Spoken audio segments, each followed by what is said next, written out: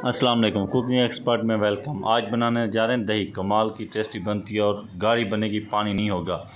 जो लोग लगाते हैं ना, वो दही डाल देते हैं, ज़्यादा खट्टी हो जाती है, या वो गर्म कपड़ा ज़्यादा लगा देते हैं, वो पतली हो जाती है, पानी छोड़ देती है। कुछ भी नहीं होगा, टेस्टी बनेगी और मज़ेदार।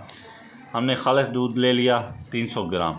हमने उसको चूल्हे पे रखा, 5% उसको गर्म किया। उंगल डिप करें तो उंगल आपकी 5 सेकंड के लिए फ़र्क ना पड़े। हमने इतना बॉयल किया इसको। आपका बाज़ार का दूध है, आपने उसको बॉयल देना है। जब तक बॉयल, एक बॉयल लाजम देना है। दूध बॉयल खाए, फिर आपने नरम हो जाए, गरम ठंडा हो जाए, फिर आप उसमें खट्टा लगाएं। हमने इसमें थोड़ी सी लस्सी डाल दी। आपको टेस्टी चाहिए दही, दूध और दही के 3-4 ड्रॉप मिक्स करके आपस में वो ऐड कर दें, दही मीठी बनेगी।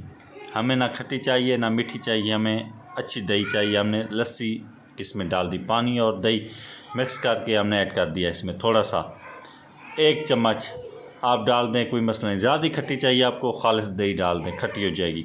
और आपको टेस्ट फुल चाहिए तो दूध और थोड़ी सी दही 10-12 ड्रॉप डाल दें। 5 किलो है, 10 किलो है, वो ऐसे डाल दें। आप 20 किलो है, 5 से 6 ड्रॉप डाल दें, या खाने वाला 1 चम्मच ऐड कर दें, बस। और कुछ नहीं करना।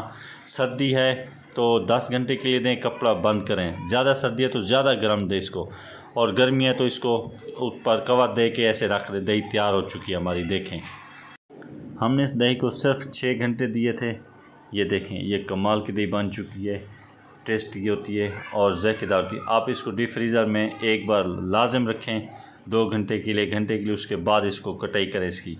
आप इसकी फ़ौरन कटाई करोगे, ये पानी छोड़ देगी। इसको ठंडा लाजम करें। हमारी दही तैयार हो चुकी है।